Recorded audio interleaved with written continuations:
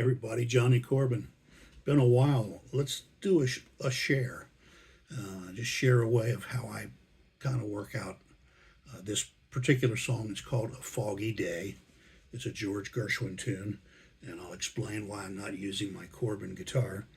It's very simple. This guitar has position markers on the fingerboard, and it's really easy. I only have ever had two negative comments on over 300 YouTube videos.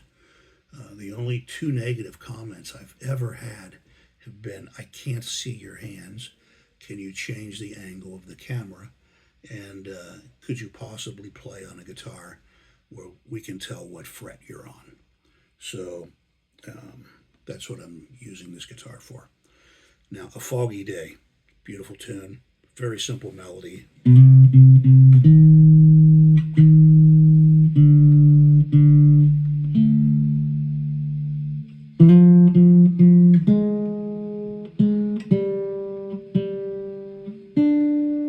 The first two bars, the first 8 bars, first two lines, the chords are relatively simple.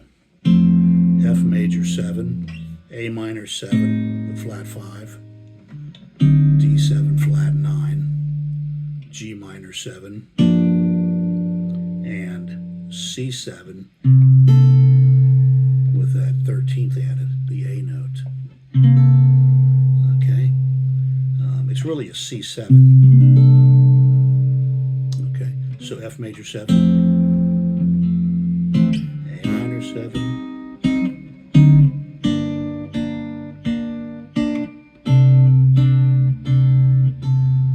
to sneak in some melody notes to keep a reference going for you.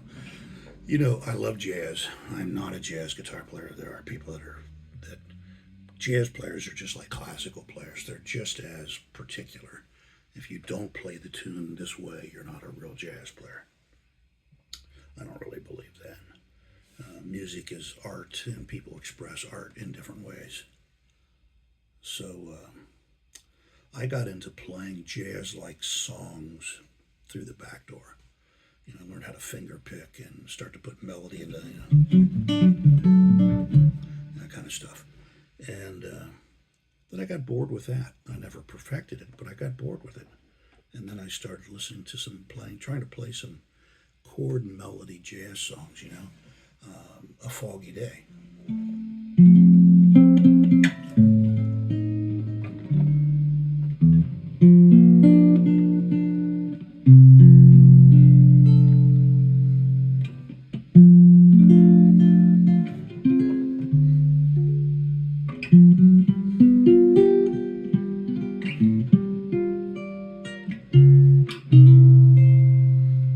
So I have some bass notes moving, I have some harmonies, I have in the chords, I have some melody of the song, and I like chord melody playing because the song is always present.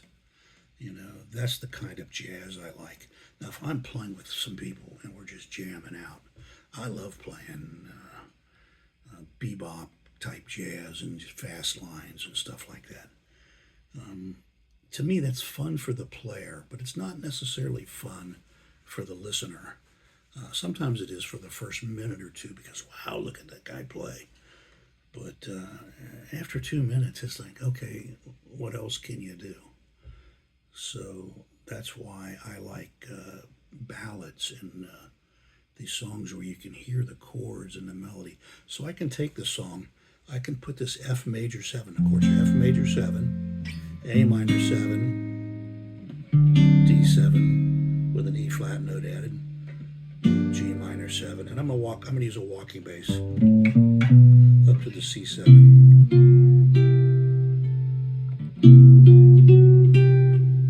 Several different things I can do there. So I can do this, the F bass note with the C melody note.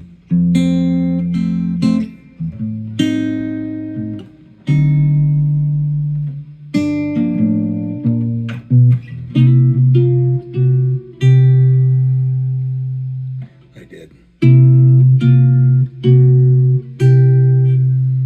So I kind of keep that theme going, this this.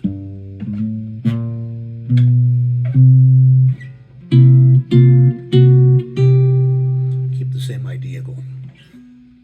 I can also move the song up here to the 5th position with an F major 7th out of the C chord shape. But my melody note is lying right there. My second melody note is lying right there.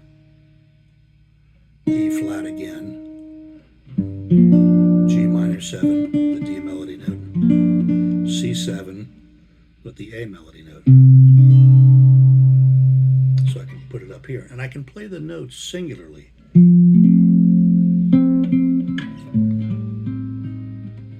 arpeggiating the A minor 7 flat 5.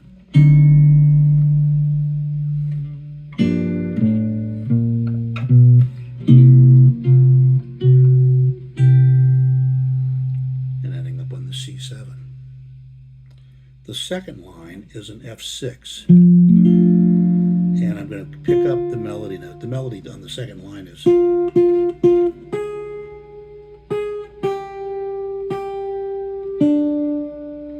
okay. Now I move some of these to different octaves at times. I'm going to do a D minor 7 flat 5. There's different ways to finger this chord. I think of it as an A minor shape with this bass note. So A minor shape, the bass note that way, or I can do that.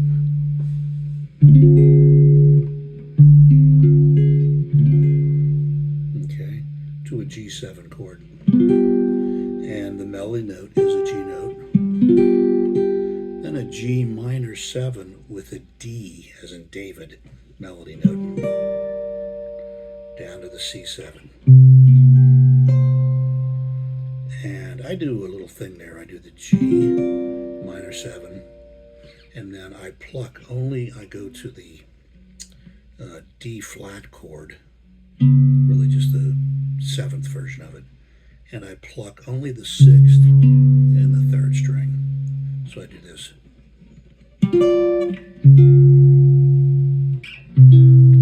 Down to that C7. Okay, and again, because I'm using this, or if I'm using a pick, I'll do the hybrid picking thing, and and just grab the notes that I want, that my ear wants to hear. So I'm going to play these 8 bars a couple different ways.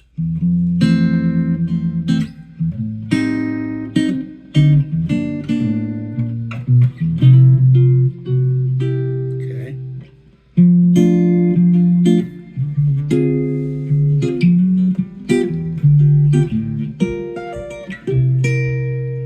C7 chord.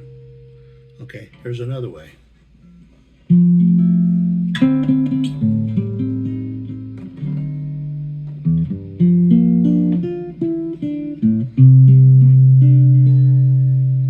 I'm just doing a lot more arpeggiating.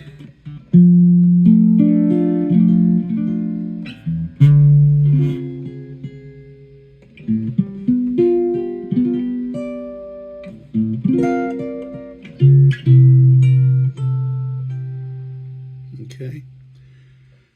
Arpeggiating is just playing the individual notes of the chord, breaking the chord up into separate notes. And I don't always play them in that order. They're not in a direct sequence.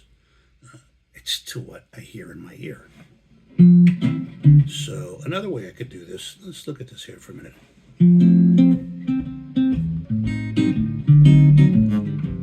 What did I do there? F major 7, A minor 7 flat 5 to the D7. Now, there's my D note.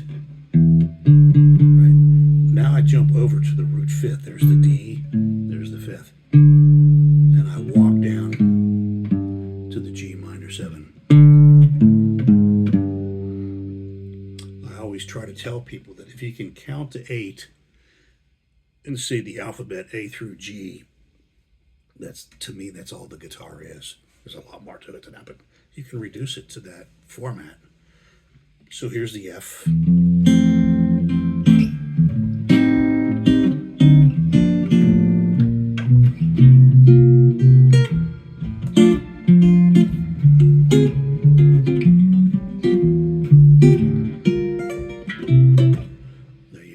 first 8 bars. A foggy day. Have fun with that.